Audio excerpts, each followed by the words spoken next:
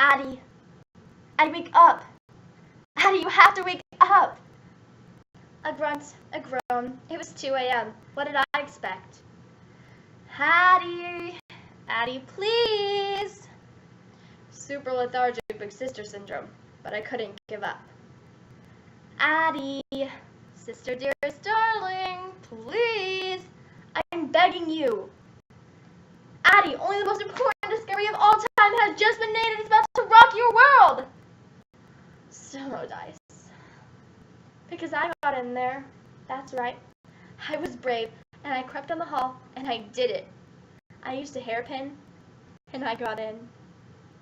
It was beautiful, so wonderfully beautiful, there on a hanger in the closet. It was hers. It was Mother's wedding dress. It was so beautiful, just the way we imagined it. We all know the touch of our mother. The hug before bed, the kiss when you're an owie, her fingers running up and down your back when you're crying in her lap. But what if we lost all that? Tens of thousands of kids lose their mothers to cancer every year. Many of those same children go through severe depression and anxiety. That's the Life of Marjorie and Addie and Me by Ronald Michi. Addie? Addie, are you listening to me? Addie, I found it, the wedding dress, Mother's dress. And it was so sweet and darling and beautiful. Oh, Addie, you have to wake up and listen to me. What I'm saying is at long last, I found it. You what? Aha! But so pristine and pure and beautiful. Oh, Addie, you've never seen a dress so pure in all your life. So white and pure and beautiful. Oh, she must have looked so beautiful on her wedding dress. So sweet and lovely and beautiful. She was sweet and lovely and beautiful always, with her eyes shining and her bright smile. You know what Daddy said. I know. Don't go in there. Strictly forbidden. Off limits. Painful memories department. But this is my mother we're talking about. My mother, who's no longer with us, whom had died in the hospital 3 years ago, whom we have loved with all of our hearts, who was gentle and good to us, whom had loved and cared for us, but then was stricken with an awful cancer, truly awful, and was gone!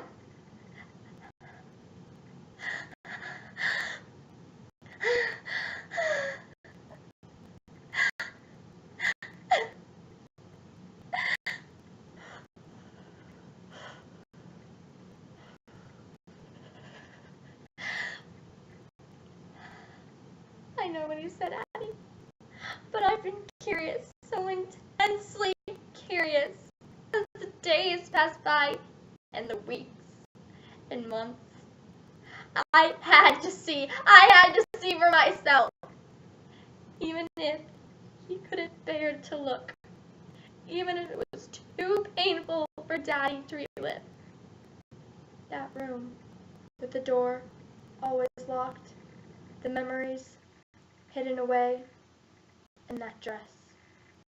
Don't go in there, Marjorie! I don't want you to see that! We had to see. Don't you understand? We just had to. Even if it might be painful. It was important for us to see. Don't you realize? I miss her so much. I remember her sitting quietly on the couch with her knitting. Kept keeping watch on me. Out of the corner of her eye, she always kept watching me. Marjorie, the mischief maker, she used to call me. She kept watch on me, Addie, and loved me always. Or the way she tucked me in bed, pulled the soft covers over me, and we'd tell each other things, our little secrets, and she'd ask if everything was all right. And then she'd gently stoop to kiss me. Oh, Addie, you've got to see her wedding dress. Truly, you've got to. It's so beautiful and fragile and delicate. The way she was fragile, but at the same time, so strong. I always felt that she would never let anything happen to me. That look, back off. When somebody got wise with this, things got out of control. So come on, get up, Addie. Let's go down the hall and you can see for yourself. Of course you can see. And it's alright. Of course it is. That you pretend to be my sister. And we can tell each other things. Even though I made you up. Imagined you. And of course it's alright that we can pretend. And I can take you down the hall and pretend to make you see! Because it's painful, Addie. Being an only child and losing your mother suddenly. Without a brother or sister to cling to. It's painful growing up with just your father there. Because that's the way it had to be. Growing up with the pain and the loss. Just the two of you. So of course it was alright to invent a sister. Dearest Addie. One who could be close to you and share things and see Mama's dress. Because that's the way it had to be. Only, of course, Mama's dress wasn't really down the hall at all. In that closet. In that room. Oh, maybe it once was. But Dad had given it away as a keepsake to Mama's sister long ago. Poor, lonely sister. When it had become too painful, too very painful for him to endure.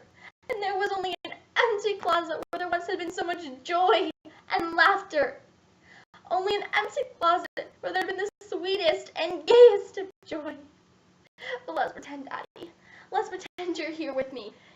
And you can be a sister to me. Mama would have wanted that. She said she always wanted another girl. And you would always be a loyal and devoted sister to me. And we laugh. Oh, how we laugh. And we share stories like two little sisters. And oh, how very much joy there would be. So come on, Addie. Wake up. Please, Addie, wake up. Addie, you have to wake up. Addie, please don't go to sleep on me now. Not now. Not now when there's so much to treasure. Now when Mama's dress is hanging down the hall, looking beautiful. So wonderfully beautiful. Addie, please wake up. You can't disappear. Addie, please don't disappear. Addie, let me have my dreams. Addie, please let me have my dreams. Say you'll be here with me and say Mama's dress will be here with us all.